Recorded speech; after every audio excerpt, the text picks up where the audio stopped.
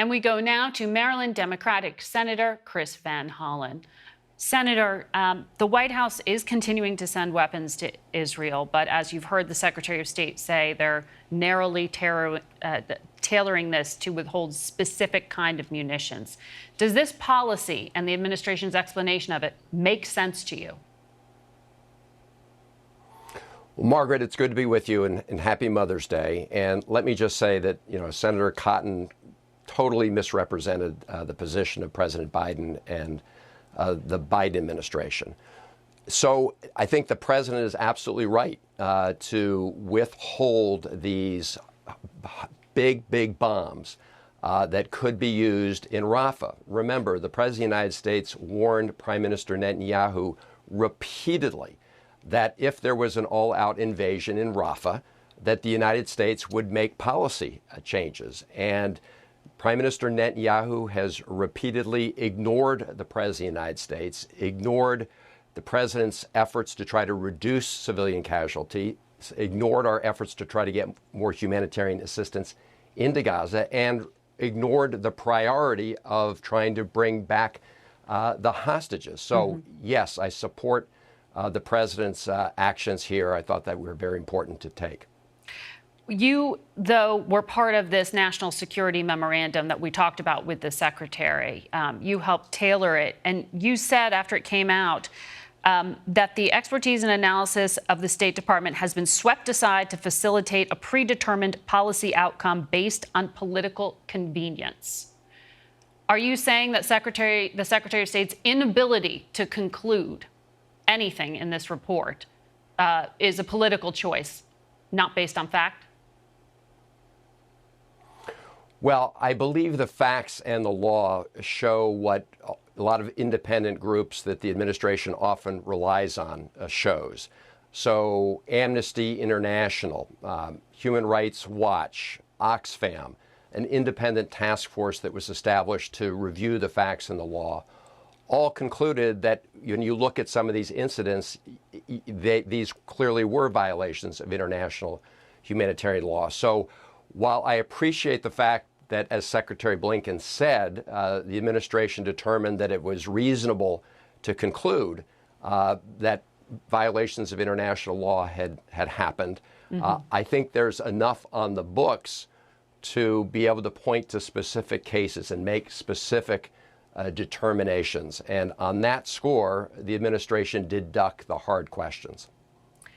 Well, specifically, do you fear that this report helped essentially give political cover to Prime Minister Netanyahu to continue to do what he's doing?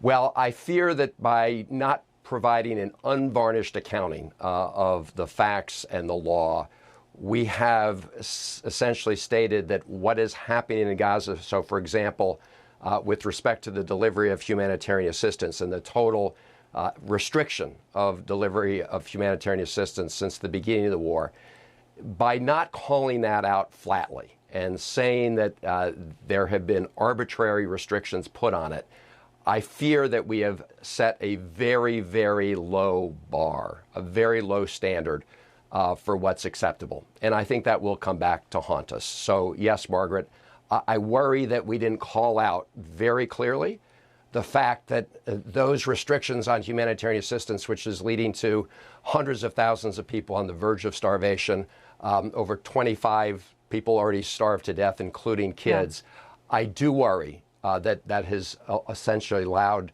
a low bar to go without pointing it out very clearly. But this week, the former chairman of the Joint Chiefs, Mark Milley, said, before we get self-righteous about what Israel is doing, we shouldn't forget the U.S. killed a lot of innocent people in Iraq, in Syria. He said the U.S. killed 12,000 innocent French civilians, bombed Hiroshima, Nagasaki, 69 Japanese cities. What do you make of statements like that? Because Prime Minister Netanyahu says something very similar.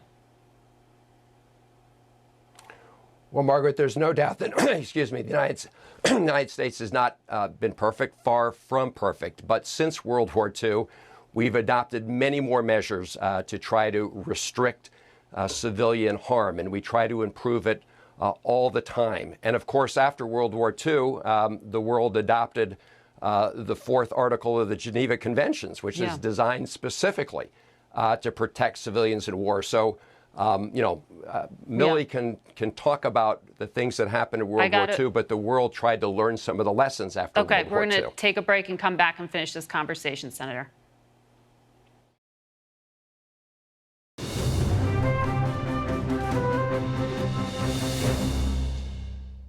And welcome back to Face the Nation. We return now to our conversation with Maryland Senator Chris Van Hollen.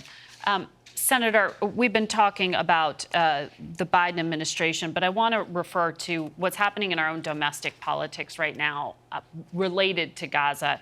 Former Secretary of State Hillary Clinton said on another network this week that the failed diplomacy of her husband's administration was the best missed opportunity for a Palestinian state. She said that before. But she said student protesters don't know very much about the history of the Middle East or, frankly, about history in many areas of the world, including in our own country. What do you make of the characterization and the concerns right now among so many young voters?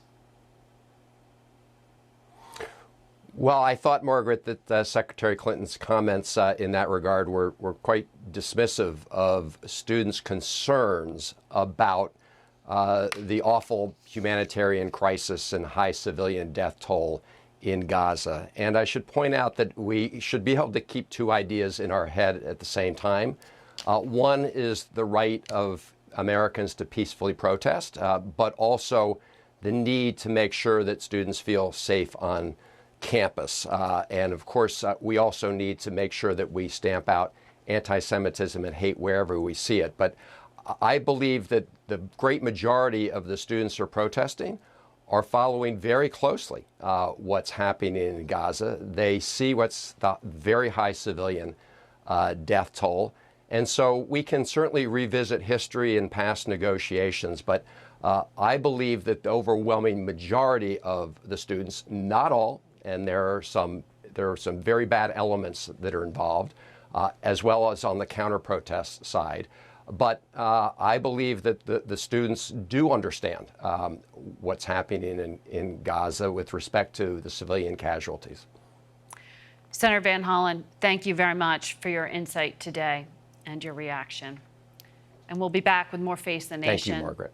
And a very special Mother's Day story. On this Mother's Day, we have a story from Gaza that's unlike any we've heard before. Zahra Skaik, a 44-year-old Palestinian woman living in Gaza City, escaped the war thanks to her American sons, one of whom is an army specialist. Some of the things Zahra has to say about how Hamas and the Israeli army have been treating civilians are hard to hear, and even harder to confirm as the fighting continues and foreign journalists are largely barred from the area. But Zahra's story, unlike so many that we're learning about from this region, does have a somewhat happy ending. We sat down with her last month, and Zahra told us she left Gaza in late December with nothing but a small backpack and the same clothes she'd been wearing since the war began. You didn't bring anything from your home with you? No, it's, if it's not, damaged, it's burned. And you couldn't salvage anything? I mean, if you got out alive, it's like a big thing for you, yeah. In 1998, Zahra Skaik and her husband Abdullah moved from Gaza to the U.S., where their 3 sons were born. 10 years later, the family returned to Gaza City. As their sons grew from little boys to young men, all 3 decided to live in the U.S., while Zahra and Abdullah remained in Gaza City.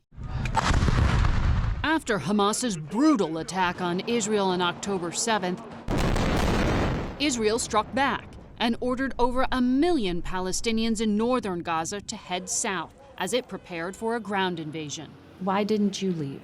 There's no place to go there. We're gonna just live on the street, I mean, we don't have anything to do with the Hamas, so we'll be safe. We know that every war, it comes and passes, just a period of time. We didn't know that this is gonna be different. Israeli forces invaded Gaza in late October. By mid-November, they were getting close to Zahra's home. One day, from the window of her building, Zahra says she saw at least 4 pedestrians and 2 cars carrying families blown up without warning as they tried to cross the street. And we tried to scream from the window, tell them, no, don't pass this line. He didn't even hear us. He just passed, and right away, blow up. And all the body like that, it was full, the car, and it have a lot of mattress and like that. They're moving, like these seams. And the woman just came like with all her body like full of blood. She's the only one alive between her kids and the driver and like that. She starts screaming and telling everybody, kill me, kill me with my family. Just to be clear, because intentionally firing on civilians or children could be a war crime. Right. Do you believe that was deliberate? Is that what you were saying? Yeah, because pretty much happened in front of me like that. Is it possible it was a mistake? How come? If it's mistake from one part, what about the others? Civilian just walking, 2 women just walking by, 1 boy. Come on, there's something wrong about it.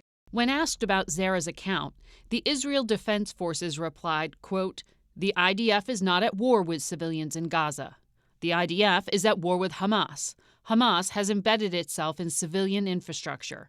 The area referred to is an active combat zone, and in order to mitigate harm to civilians, an evacuation was carried out." At her home that evening, Zahra says gunfire shattered the windows and shells hit the building.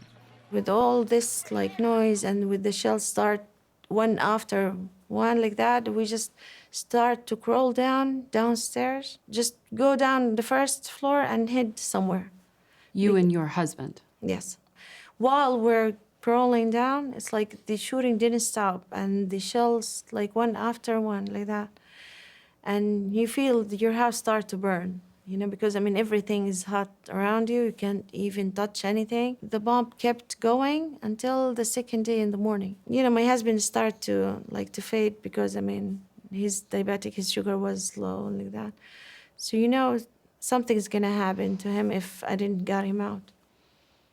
But that's the main thing. I couldn't get out like that, because all the rocks like that, it covered the exit where we're hidden. So that what took me a while to get out, and it was 3 days passed. You were 3 days under the rubble. Yes, and it's miracle. I swear, what happened to us. It's it felt like you died and you just went back to life again. With help from a neighbor, Abdullah walked with Zahra to this building owned by his family.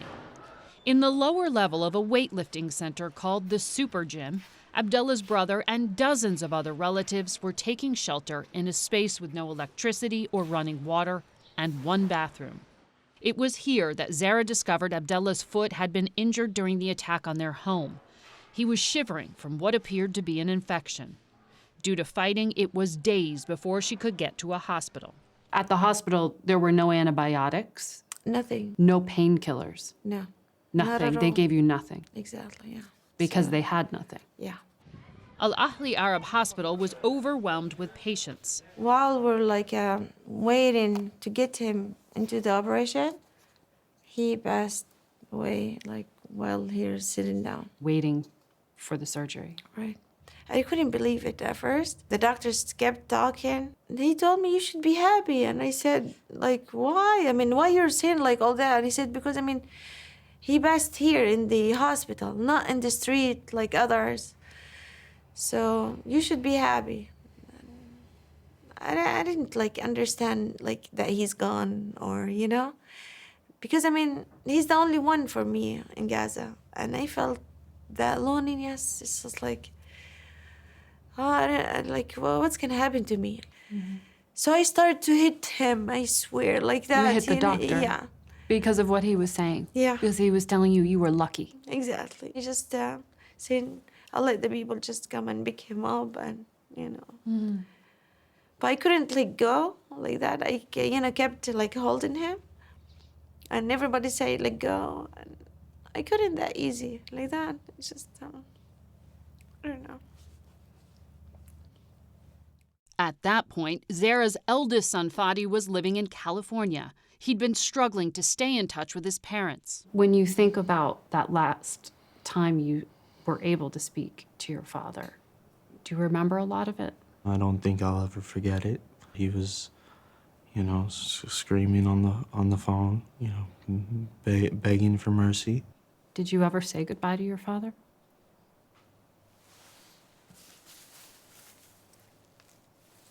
Fadi had been in touch with the U.S. Embassy in Jerusalem to help get his parents out of Gaza.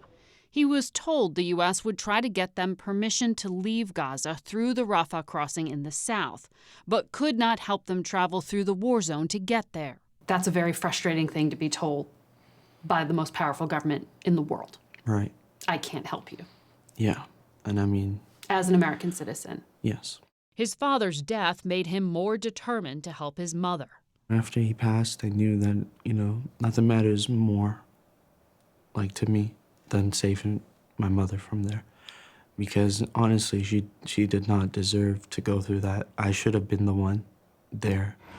Back at the super gym, roughly a week after her husband died, Zahra says 2 armed men she believed to be from Hamas killed 3 Palestinian women when civilians sheltering there defied the men's orders to leave. Everybody was didn't believe what happened exactly like that. It's just even if it happened in front of you, they said if they're Israeli and people, yeah, we can believe it like that. But they're one of us, where they're Palestinian like us, they're doing this. In an interview, the owner of the super gym denied that the incident happened there. So did a Hamas spokesman who told us, quote, Hamas has never attacked civilians. Hamas says it is fighting for the Palestinian people. Islamic Jihad says they are fighting for the Palestinian people. Did you see, from what you witnessed, any help being given by these groups to the Palestinian people? Not at all. I swear. It's they're careless about their people.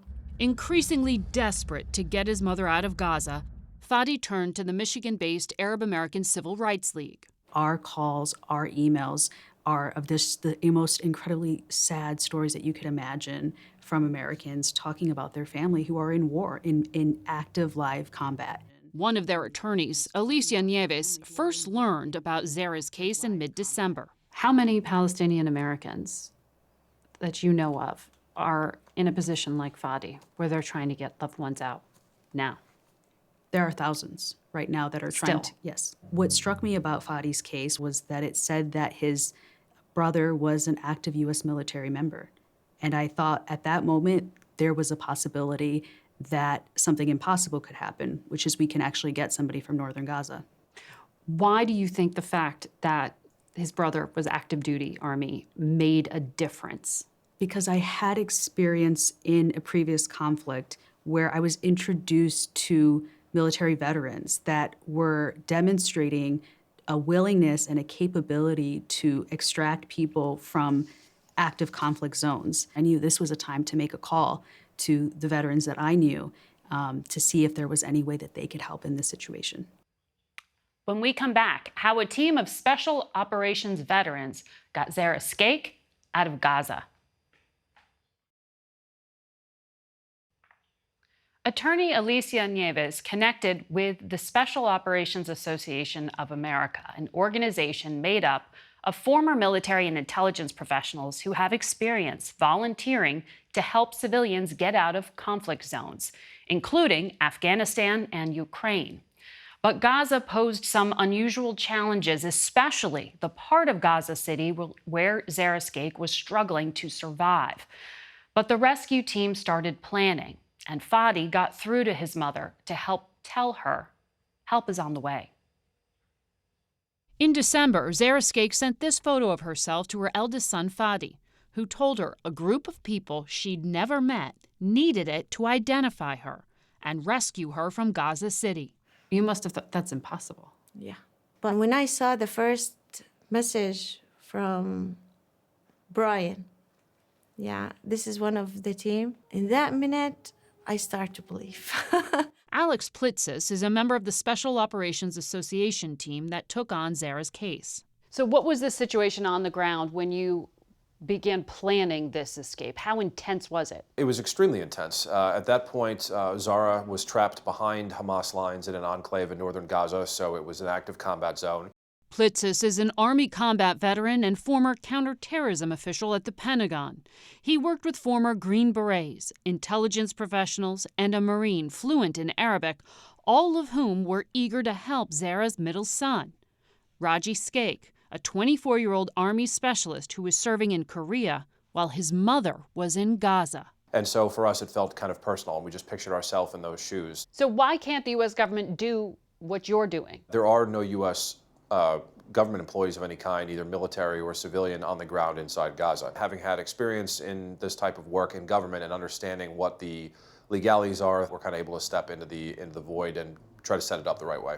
The group of special operators came together quickly in December. My mother, she's just afraid. Just days before, Zahra Skaik had made a very public plea for his mother on U.S. television. Every waking second, it's hard to, imagine losing her. Things started to fall into place around Christmas.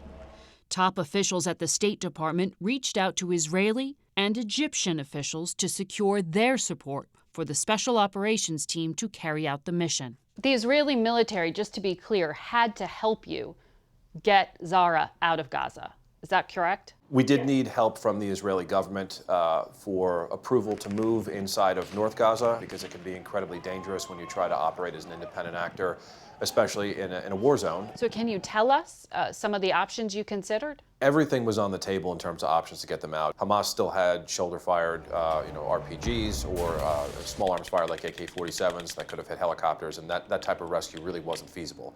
And then you look at maritime options. Can you come in over the beach? And you realize as you start to move through, you have to eliminate some of these options that are not realistic. In this case, was someone driving up a car, a vehicle of some sort, to move her around? That was really the only realistic option. But you can imagine, trying to get cars and fuel inside Gaza is difficult. Using satellite imagery and coordinating with multiple governments, the team of operators carefully planned the mission. I was operating from an encrypted chat platform sitting in my living room in Connecticut. My other teammates were kind of spread around the U.S., but collectively we worked our government contacts and they stepped in and helped. But they called off the rescue twice because conditions on the ground weren't right. This is crazy making. Yeah, I know.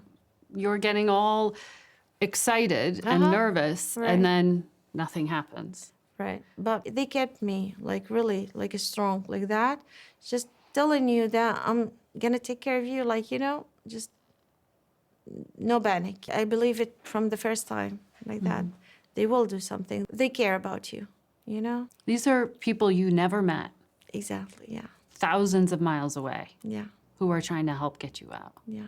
You see, it's like words can express how much you need to thank them. When people hear the term special operators, they think of some out of the movie action scene. Is that what we should be picturing here in North Gaza? People have seen too many movies. They're thinking, you're going to see G.I. Joe show up in a giant truck. What you need are people who can blend in the area. So local national Palestinian Arabs who speak Arabic with a Gazan accent, who have a reason to be where they're supposed to be, and everything else is really what you kind of need there to be quiet. That was who was at the heart of the operation.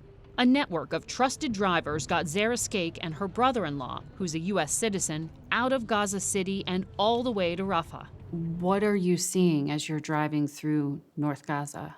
You don't know that this is Gaza or somewhere else. There's no street, there's no buildings. It's like all ground. Destroyed. Yeah, Gaza was not Gaza anymore. On December 31st, Zahra Skaik made it through the Rafah crossing into Egypt, where U.S. officials met her and expedited a green card for her.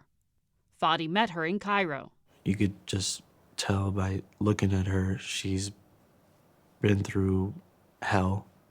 I could literally see her bones, and it was very visible. And that was just, I didn't know what to say. Yeah, but it was very happy moment for me just to be able to be next to her and to know that she's safe. By February, Zahra Skaik and her sons were reunited in the U.S. This is the first Mother's Day in 10 years that she'll spend with all three of them. So if Zahra's son hadn't been in the U.S. Army, what would have happened to Zahra? She'd still be stuck in North Gaza, along with a number of other folks, with no means of getting south, no food, no water, no access to medicine. And whether she would still be alive at the moment, I simply couldn't tell you. We were able to confirm aspects of Zahra's story through relatives, photos, and published accounts. But with the war still raging, we could not find a second witness to the incidents in which she describes what sound like war crimes against civilians, committed by both the Israeli army and Hamas. There are parts of what Zahra shared with us that are very hard to confirm. Do you think she's telling us the truth? I find Zahra to be a wonderful human being. I think she's a person of integrity. And I think for me to second guess her or the Israelis or Hamas or any of them, I would be speculating because I wasn't there. But I certainly don't find her to be somebody who's less than truthful. What do you hope people at home who hear your story understand about Gaza? We're not just a number, you know? We're like a human being like that. I mean, we deserve better life. The people over Gaza, I mean, it's not their choice to go through this war. State Department officials say that so far they've helped get 1,800 people out of Gaza, most of them U.S. citizens or legal permanent residents. U.S. officials tell CBS News that there are, quote, active interagency conversations about what more the U.S. can do to help the Palestinian people caught in the crossfire, like Zahra Skaik. We want to thank two of our 60 Minutes colleagues, producers Andy Court and Annabelle Hanflig, for their help getting this story on our broadcast. And we also want to thank Face the Nation producer Richard Escobedo and editor Matt Jeffries. That's it for us today, and we want to wish all of the mothers out there a happy Mother's Day, including my mom and my mother-in-law, and all the moms who work on this broadcast. Thank you all for watching. Until next week, for Face the Nation, I'm Margaret Brennan.